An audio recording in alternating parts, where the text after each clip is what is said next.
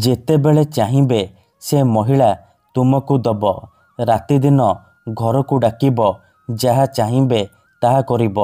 କେବଳ ଏହି ନମ୍ବର ସହିତ ଝିଅର ନାମ ଲେଖି ତକିଆ ତଳେ ରଖିଦିଅନ୍ତୁ। ଗ୍ୟାରେଣ୍ଟି ଦେଉଛି, ଯେତେ ସୁନ୍ଦରୀ ଝିଅ ହେଇଥାଉ ବା ସୁନ୍ଦରୀ ଭାଉଜ ତୁମ ପାଖକୁ ଆସିବା ପାଇଁ ବାଧ୍ୟ ହେବ। ଯାହା ଚାହିଁବେ ତାହା କରିବ। ଆଜ୍ଞା ହଁ, ଆଜିର ଏହି ଭିଡ଼ିଓଟିରେ ମୁଁ ଆପଣଙ୍କୁ ଶିଖେଇବି ଦୁନିଆର ସବୁଠାରୁ ମହାଶକ୍ତିଶାଳୀ ବଶୀକରଣ ନମ୍ବର। ଏହି ନମ୍ବର ସହିତ ଆପଣ ଯେଉଁ ଝିଅ ବା ମହିଳାର ନାମ ଲେଖି ତକିଆ ତଳେ ରଖିଦେବେ, ସିଏ ସେହି ସମୟଠାରୁ ଆପଣଙ୍କର ବଶରେ ହେଇଯିବ। ଆପଣଙ୍କର ସବୁ କଥା ମାନିବ, ଯାହା ଚାହିଁବେ ତାହା କରିବ। ଏହି ବଶୀକରଣ କରିବା ପାଇଁ ଆପଣଙ୍କୁ କୌଣସି ପ୍ରକାର ମନ୍ତ୍ରତନ୍ତ୍ର କରିବାକୁ ପଡ଼ିବନି କିମ୍ବା କିଛି ବି ପଇସା ଖର୍ଚ୍ଚ କରିବାକୁ ପଡ଼ିବନି। କେବଳ ମୁଁ ଆପଣଙ୍କୁ କିଛି ନମ୍ବର ଶିଖେଇବି। ଆପଣଙ୍କୁ ସେହି ନମ୍ବର ସହିତ ଆପଣ ଭଲ ପାଉଥିବା ଝିଅର ବା ସୁନ୍ଦରୀ ଭାଉଜର ନାମ ଲେଖି ତକିଆ ତଳେ ରଖିଦେବେ। ଗ୍ୟାରେଣ୍ଟି ଦେଉଛି, ଯେମିତି ଆପଣ ଏପଟେ ଏହି କାମ କରିବେ, ସେପଟେ ସିଏ ଆପଣଙ୍କ ଆଡ଼କୁ ଆକର୍ଷିତ ହେବାକୁ ଲାଗିବ। ନିଜେ ଆପଣଙ୍କ ପାଖକୁ ଆସିବ, ଯାହା ଚାହିଁବେ ତାହା କରିବ। ନମସ୍କାର ଫ୍ରେଣ୍ଡସ୍, ଓଡ଼ିଆ ଫଣ୍ଡା ଚ୍ୟାନେଲକୁ ଆପଣମାନଙ୍କୁ ସ୍ୱାଗତ। ଯଦି ଆପଣ ନିଜ ପସନ୍ଦର ସୁନ୍ଦରୀ ଝିଅ ବା ସୁନ୍ଦରୀ ନାରୀକୁ ମନେ ମନେ ଭଲ ପାଉଛନ୍ତି, ପଡ଼ିଶା ଘର ଭାଉଜ ଆଡ଼କୁ ଆକର୍ଷିତ ହେଉଛନ୍ତି, କିନ୍ତୁ ଯେତେ ଚେଷ୍ଟା କଲେ ମଧ୍ୟ ତାକୁ ପଟେଇ ପାରୁନାହାନ୍ତି, ତାକୁ ନିଜର ମନ କଥା କହିବାକୁ ଡରୁଛନ୍ତି, ଆଉ ଆପଣ ଚାହୁଁଛନ୍ତି କି ସିଏ ନିଜେ ଆସି ଆପଣଙ୍କୁ ଭଲ ପାଉଛି ବୋଲି କହୁ, ଆପଣଙ୍କର ସବୁ ଇଚ୍ଛା ପୂରଣ କରୁ, ତେବେ ଆଜିର ଏହି ଭିଡ଼ିଓଟି ଆପଣଙ୍କର ଇଚ୍ଛାକୁ ପୂରଣ କରିବ। କାରଣ ଆଜିର ଏହି ଭିଡ଼ିଓଟିରେ ମୁଁ ଆପଣଙ୍କ ପାଇଁ ଆମର ତନ୍ତ୍ରଶାସ୍ତ୍ରରୁ ଝିଅ ପଟେଇବା ପାଇଁ ବଶୀକରଣ ନେଇ ଆସିଛି। ନାରୀ ମୋହିନୀ ବଶୀକରଣ ନେଇ ଆସିଛି, ଯାହାର ପ୍ରୟୋଗରେ ଆପଣ କେଉଁ ବି କୁଆଁରୀ ଝିଅ ବା ବିବାହିତା ମହିଳାକୁ ଅତି ସହଜରେ ନିଜ ବଶରେ କରିପାରିବେ। ତାଠାରୁ ନିଜର ମନ ମୁତାବକ କାମ ହାସଲ କରିପାରିବେ। ତେଣୁ ମନରେ କୌଣସି ଖରାପ ଉଦ୍ଦେଶ୍ୟ କିମ୍ବା କୌଣସି ଖରାପ କାମ ପାଇଁ ଆପଣ ଏହି ବଶୀକରଣ ପ୍ରୟୋଗ କରିବେନି। କାହିଁକି ନା ଏହାର କୌଣସି ପ୍ରକାର କାଟ ନାହିଁ। ମାତ୍ର ଥରେ, ହଁ ଫ୍ରେଣ୍ଡସ୍, ମାତ୍ର ଥରେ ଯେଉଁ ଝିଅ ବା ମହିଳା ଉପରେ ଆପଣ ଏହି ବଶୀକରଣ ଗୋଟିଏ ଥର ପ୍ରୟୋଗ କରିଦେବେ, ସିଏ ସେହି ସମୟଠାରୁ ଆପଣଙ୍କ ଆଡ଼କୁ ଆକର୍ଷିତ ହେବାକୁ ଲାଗିବ। ଆପଣଙ୍କର ଗୁଲାମୀ କରିବ, ଆପଣଙ୍କର ସବୁ କଥା ମାନିବ, ଯାହା ଚାହିଁବେ ତାହା କରିବ। ତେଣୁ ଯଦି ଆପଣ ସେ ଝିଅକୁ ପଟେଇବାକୁ ଚାହୁଁଛନ୍ତି, ସୁନ୍ଦରୀ ଭାଉଜକୁ ପଟେଇବାକୁ ଚାହୁଁଛନ୍ତି, ତେବେ ଆଜିର ଏହି ଭିଡ଼ିଓଟିକୁ ମୂଳରୁ ଶେଷ ପର୍ଯ୍ୟନ୍ତ ପୁରା ଧ୍ୟାନ ସହିତ ଦେଖନ୍ତୁ। ଅଧାରୁ ଛାଡ଼ିକି ପଳେଇଲେ କିମ୍ବା କାଟି କାଟି ଦେଖିଲେ ଆପଣ କିଛି ବି ବୁଝିପାରିବେନି। ପରେ ଆପଣ କମେଣ୍ଟ କରିବେ, ଗୁରୁଜୀ ଆପଣଙ୍କର ବଶୀକରଣ କାମ କରୁନି। ତେଣୁ ମୋର ଆପଣମାନଙ୍କୁ ସବୁବେଳେ ଅନୁରୋଧ କି ଆପଣ ଭିଡ଼ିଓକୁ ମୂଳରୁ ଶେଷ ପର୍ଯ୍ୟନ୍ତ ପୁରା ଧ୍ୟାନ ସହିତ ଦେଖନ୍ତୁ। ପ୍ରୟୋଗ ବିଧି ଠିକ୍ ଭାବରେ ବୁଝନ୍ତୁ, ତାପରେ ଆପଣ ବଶୀକରଣ କରିବା ପାଇଁ ଯିବେ। କାହିଁକି ନା ଏହି ବଶୀକରଣ ସାହାଯ୍ୟରେ ହଜାର ହଜାର ଲୋକମାନେ ଲାଭବାନ ହେଇଛନ୍ତି। ବର୍ଷ ବର୍ଷ ଧରି ଭାଙ୍ଗି ଯାଇଥିବା ପୁରୁଣା ପ୍ରେମକୁ ଫେରାଇ ଆଣିପାରିଛନ୍ତି।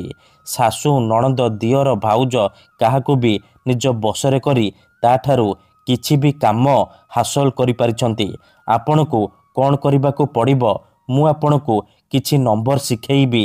ଆପଣ ସେହି ନମ୍ବର ସହିତ ଯେଉଁ ଝିଅ ବା ମହିଳାକୁ ଭଲ ପାଉଛନ୍ତି ବା ଯାହାକୁ ବଶରେ କରିବାକୁ ଚାହୁଁଛନ୍ତି, ତାହାର ନାମ ଲେଖି ତକିଆ ତଳେ ରଖିଦେବେ। ତାପରେ ଦେଖିବେ, ଯେଉଁ ଝିଅ ଆପଣଙ୍କୁ ଭାव ଦେଉନଥିଲା, ସେ ଝିଅ ନିଜେ ଆସି ଆପଣଙ୍କ ସହିତ କଥା ହେବ, ଆପଣଙ୍କୁ ଭଲ ପାଉଛି ବୋଲି କହିବ।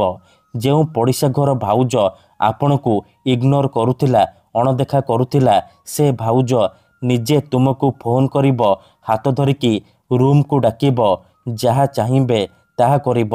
ତେବେ ଏହି ବଶୀକରଣ ଆପଣ କିପରି କରିବେ, କେମିତି କରିବେ, କିପରି ଆପଣ ନମ୍ବର ସହିତ ସେ ଝିଅ ବା ମହିଳାର ନାମ ଲେଖିବେ, ମୁଁ ଆପଣଙ୍କୁ ଶିଖେଇବି। ସମ୍ପୂର୍ଣ୍ଣ ପ୍ରୟୋଗ ବିଧି ମୁଁ ଆପଣଙ୍କୁ ଠିକ୍ ଭାବରେ ଶିଖେଇବି। ଜାଣିବା ପାଇଁ ଭିଡ଼ିଓଟିକୁ ପୁରା ଧ୍ୟାନ ସହିତ ଶେଷ ପର୍ଯ୍ୟନ୍ତ ଦେଖନ୍ତୁ।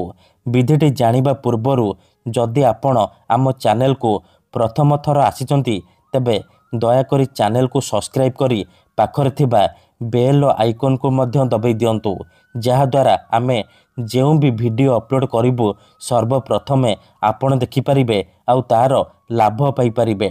ବଶୀକରଣ କରିବା ପୂର୍ବରୁ ଗୋଟିଏ ଛୋଟିଆ କଥା ଜାଣି ରଖନ୍ତୁ।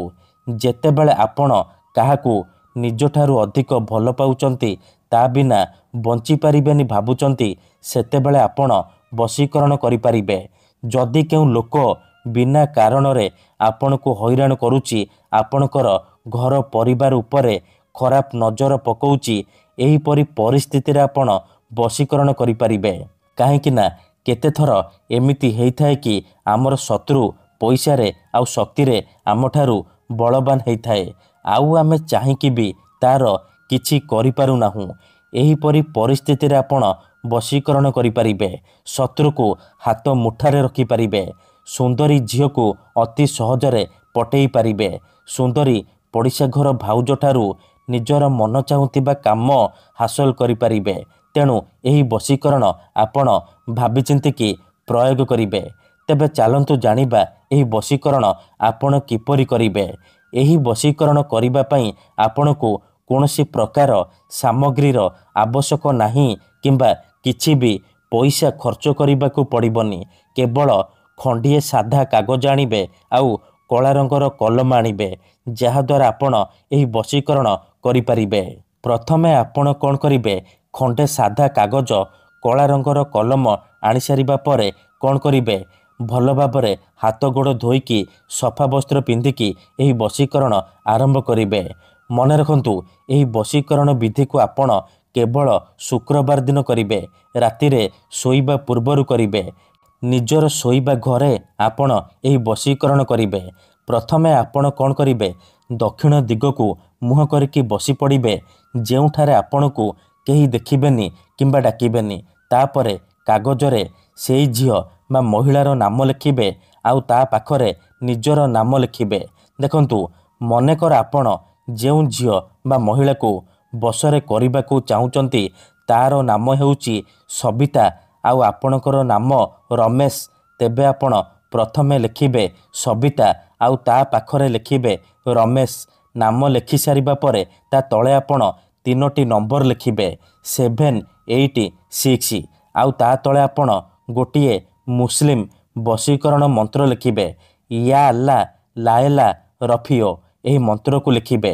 ମନ୍ତ୍ର ଲେଖିସାରିବା ପରେ ସେ କାଗଜକୁ ଭଲ ଭାବରେ ମୋଡ଼ିକି ଡାହାଣ ହାତରେ ମୁଠେଇକି ଧରିବେ ଆଉ ଆଖି ବନ୍ଦ କରିକି ସେଇ ଝିଅ ବା ମହିଳାକୁ ମନେ ମନେ ଭାବିବେ। ତା'ର ମୁହଁକୁ ନିଜ ମନରେ ଭାବିବେ। ତାପରେ ଏହି ମୁସଲିମ ମନ୍ତ୍ରକୁ 7 ଥର ପଢ଼ିଦେବେ।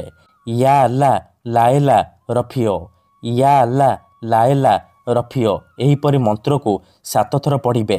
7 ଥର ମନ୍ତ୍ର ପଢ଼ି ସାରିବା ପରେ ମୁଠା ଖୋଲିବେ ଆଉ ସେ କାଗଜରେ ଗୋଟିଏ ଥର ଫୁଙ୍କିଦେବେ।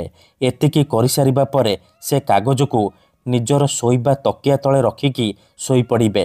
ଗ୍ୟାରେଣ୍ଟି ଦେଉଛି, ଯେପର୍ଯ୍ୟନ୍ତ ଆପଣଙ୍କ ତକିଆ ତଳେ ସେ କାଗଜ ଥିବ, ସେ ଝିଅ ହେଉ ବା ବିବାହିତା ମହିଳା ଆପଣଙ୍କର ବଶରେ ରହିବ। ଯାହା ଚାହିଁବେ ତାହା କରିବ। ଆପଣଙ୍କର ସବୁ କଥା ମାନିବ। ଧନ୍ୟବାଦ।